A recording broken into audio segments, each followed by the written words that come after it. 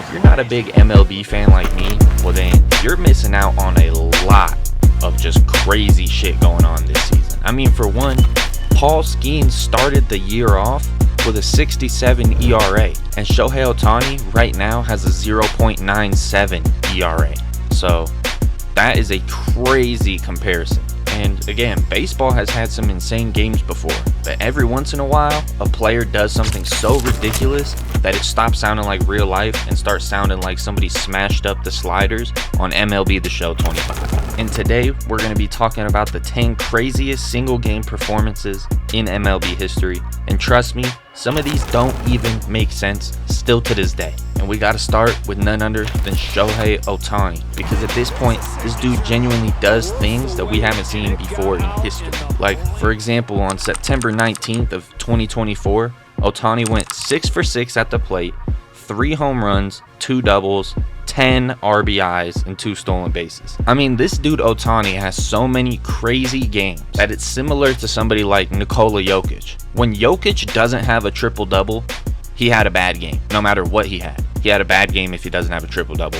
Same thing with Otani. If Otani doesn't have a home run, bad game, which is a crazy standard to be a part of. But now next up with number 9, we got Pedro Martinez humiliating the Yankees. Because if you know baseball, you know how terrifying the late 90s Yankees lineups were. I mean, Derek Jeter, Bernie Williams, Paul O'Neill, and others like Tino Martinez. But that lineup was basically baseball death. And then Pedro Martinez showed up on the mound and made them look like little leaguers. In 1999, he threw a complete game, one hitter with 17 strikeouts. Against that lineup too, and the hitters walking back to the dugout looking just defeated. People talk about that dominant pitching performance in the all-times list, but this one felt personal because Pedro wasn't just getting outs. He was embarrassing Hall of Fame hitters on the Yankees.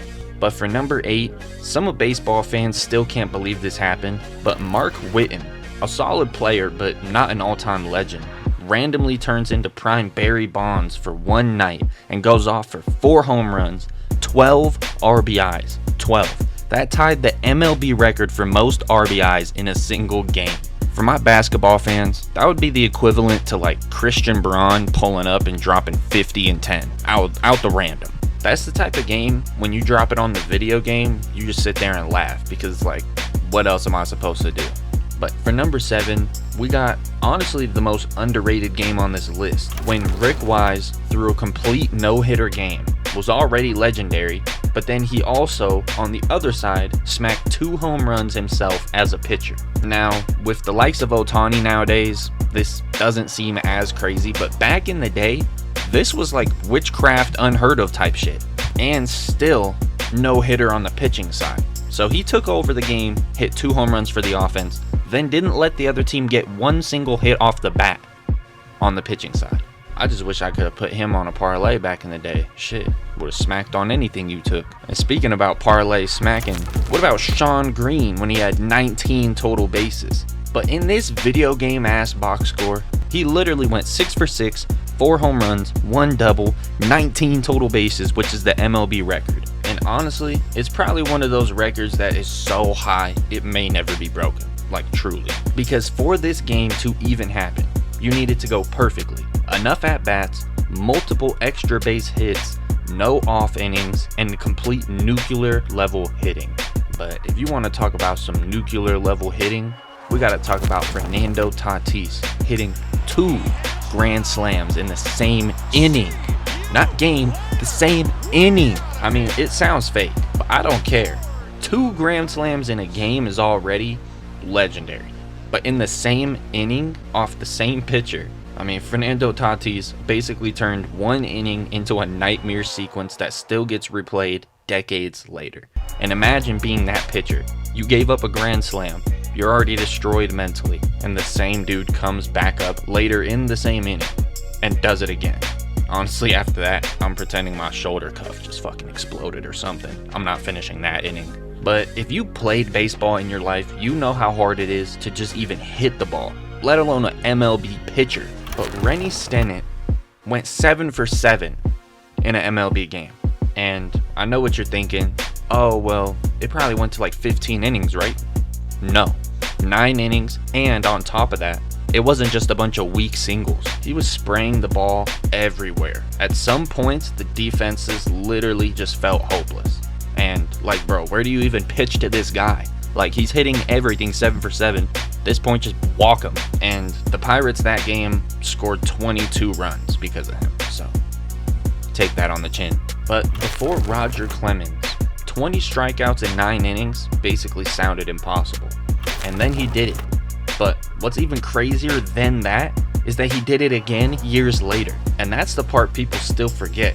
120 strikeout game is unheard of. But 2, what can I say?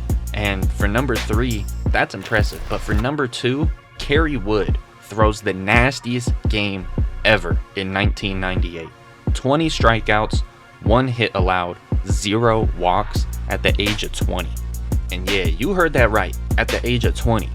Now, I'm literally 19 right now. I could not imagine doing this in a few months. And it's not like they were playing some bums either. They were playing the Houston Astros, who had a legit lineup. But for the best single game performance in MLB history, I think I'm going to go with Don Larson's perfect game in the World Series. Nothing tops this because pressure matters. Regular season is one thing, but the World Series, that's a different level. Don Larson threw the only perfect game in World Series history against the Brooklyn Dodgers, but it was 1956, which doesn't take away from it. It's still impressive. 27 up, 27 down, no mistakes, no walks, no hits. Straight strikeouts, literally perfection. But we gotta go with some honorable mentions, because I know there's some that are missing, and some of these guys are here because of the numbers that they put up, but during the time, it's not as impressive as now. So, we gotta give one honorable mention to Shohei Otani. Game 4 of the NLCS, October 17th, where he would go crazy for 3 home runs, 3 at-bats, 3 for 3, hitting home runs every single time. 2 of them leaving Dodger Stadium. And also on the pitching mound, ended with 10 strikeouts, 6 scoreless innings, where he clinched the series in a sweep. But the truth is, baseball is weird, because over 162 games in a season, sometimes the impossible just happens. A pitcher becomes unhittable, a hitter turns into superhero, or somebody puts up stats that just genuinely don't look real next to their name. And honestly, that's why baseball is fun to watch and amazing. So which performance do you think was the craziest? And have you heard of any of these before?